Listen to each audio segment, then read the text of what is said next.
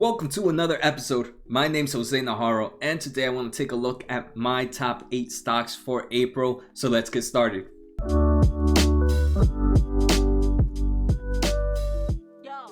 So the first stock I wanted to take a look at is Google.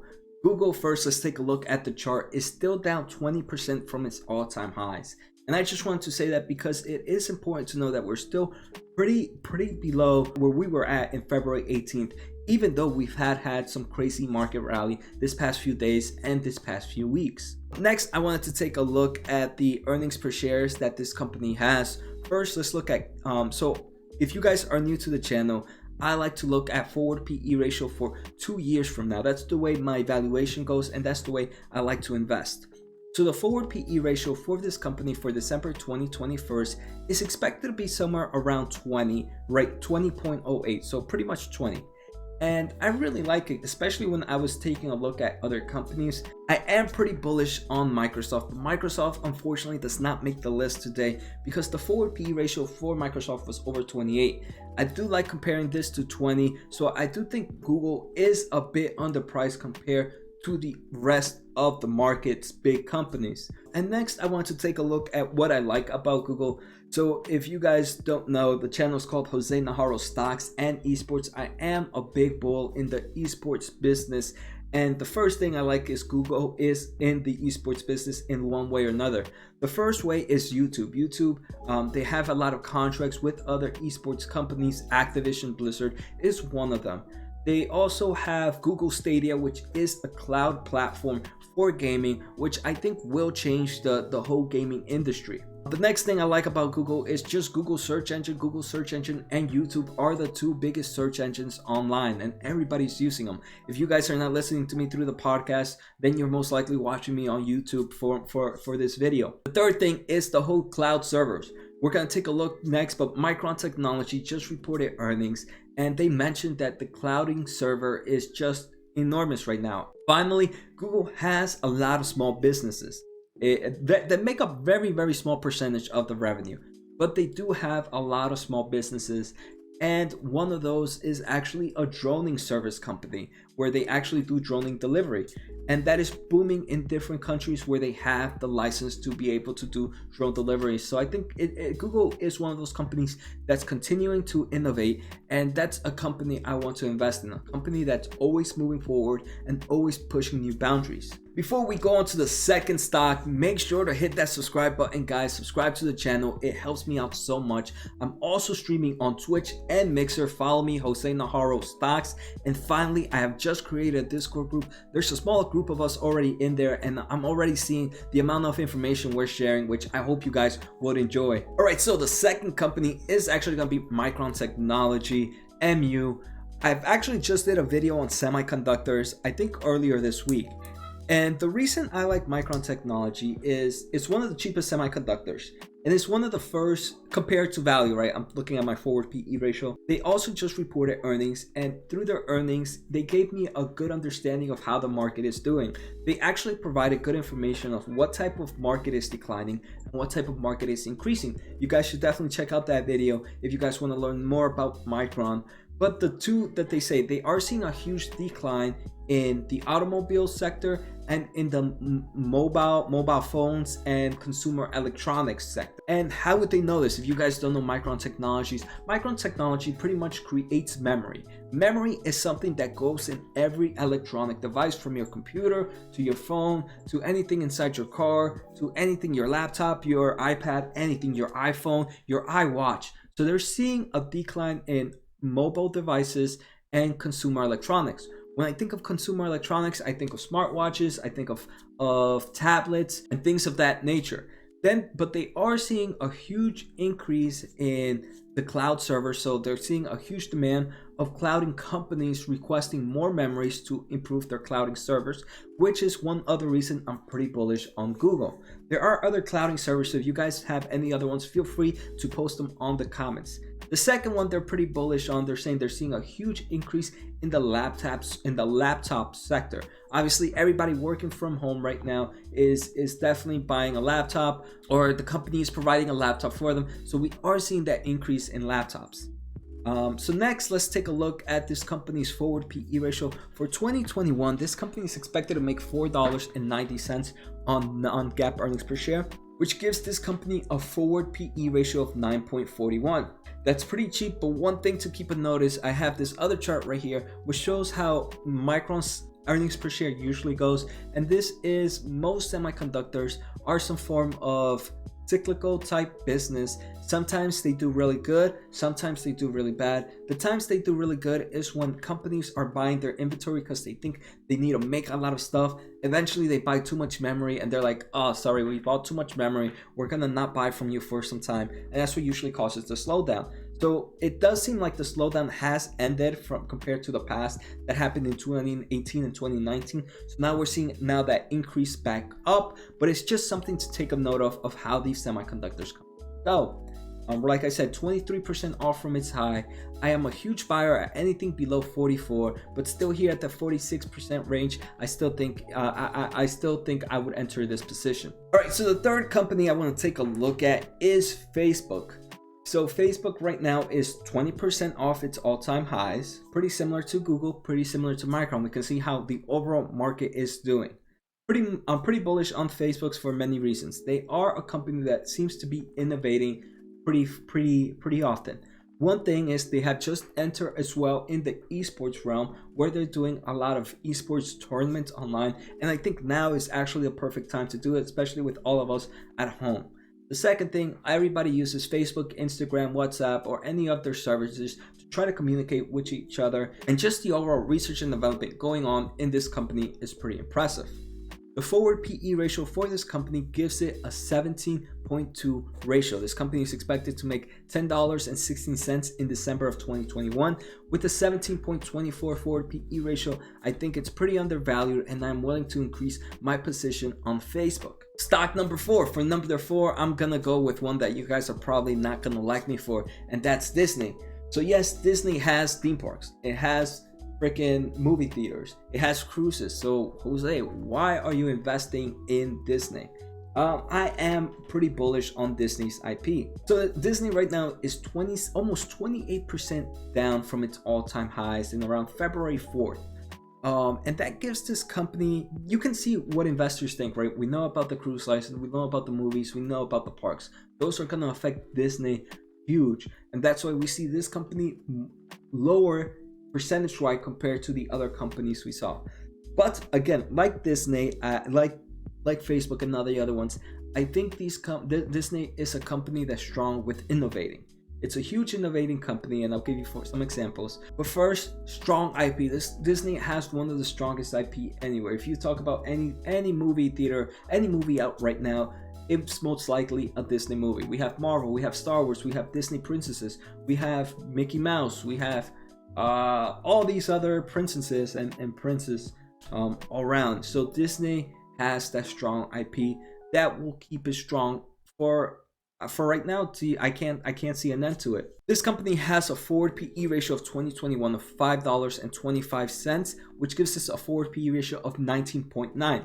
Again, pretty low compared to the overall market of somewhere around high 25s. And the reason I'm bullish on Disney is I see this company as a company that continues to innovate.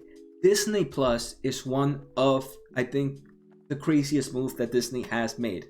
They've actually created a business model that will destroy another part of their business. But they just know that this business model that they created, if they don't make it, someone else is going to destroy it for them. And that's, like I said, Disney Plus. Disney Plus is destroying pretty much Disney's Disney Channel, right? So we're seeing that huge decline in cable cutoffs. So Disney Plus is actually helping that cutoff happen. And to me, to be able to think that a business will actually create a model that's going to help destroy the rest of its weakness, I think is pretty impressive.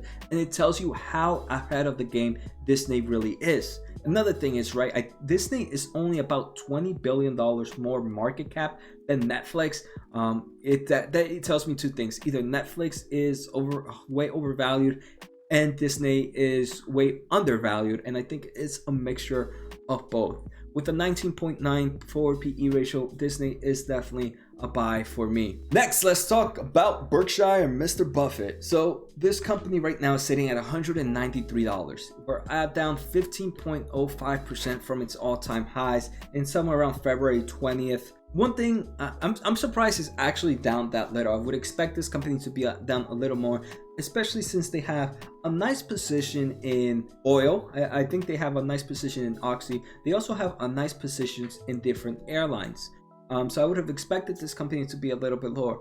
But the bright side is Berkshire has over $100 billion cash to use. So if they believe that right now is a great time to buy, they are definitely using that money and they're going to provide great returns with that cash. So if I'm not holding the cash, at least they are. So let me buy them instead. They have more, they are more disciplined than I am on holding that cash. Forward PE ratio for Berkshire is 17.23. Again, pretty cheap compared to the overall market, in my opinion. I do believe, even though maybe Buffett is no longer gonna be there in the near future, they have worked with a whole bunch of people overshadowing them. So even if he leaves, I think this company will still be able to provide great returns for the investors.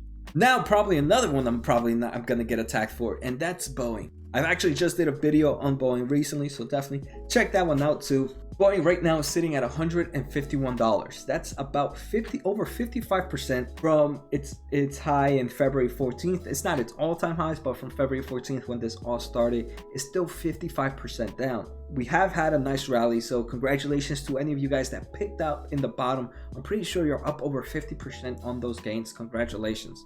A few reasons I'm bullish on Boeing is one, Boeing, national security. This company, Trump has said it plenty of times, they're not going to let this company go anywhere, mainly due to national security, as Boeing does a lot of contract works for the government. The next thing is this company has a strong forward PE ratio. Forward PE ratio for December 2021 is 12.58. That is pretty cheap for a company this size. We're taking a look also. We took a look at Boeing's episode. We saw this company, even though they're not willing to go through the bailout because they believe they have plenty of other options to collect money. This means this company is not afraid to survive. They're going to be doing well. They know they're able to get money elsewhere, and that's why they're not willing to take the stimulus at the moment if it means that they have to give up some form of equity to the government. But yes, there are a lot of red flags on Boeing. A lot of companies are canceling their orders on Boeing, and that's definitely a scary thing. Right now, in the last episode, I remember seeing an $11 billion order closed. Like literally, they canceled it, and that's just pretty ridiculous. So yes, there are a lot of downs, but there are plenty of potentials for this company to also go up. So Boeing is on the list. Next, oh man, so I'm getting into these riskier stocks here that I feel like others might consider risky. I don't, because I diversify depending on my. One thing I do know, right, is that I can be wrong. I can be 100% wrong on these companies. So I diversify my portfolio that even if one of these companies is wrong, I don't take a huge hit of it. HUYA is one of my favorite companies at the moment, but I want to add it to the end of the list just because I know a lot of people are skeptical on investing in Chinese companies, especially in the past two weeks where we've had two big companies report fraud. First, Luckin Coffee, whichever, Luckin Coffee. The second one was Tao, I think, something education, was a Chinese education firm that also was just reported for fraud.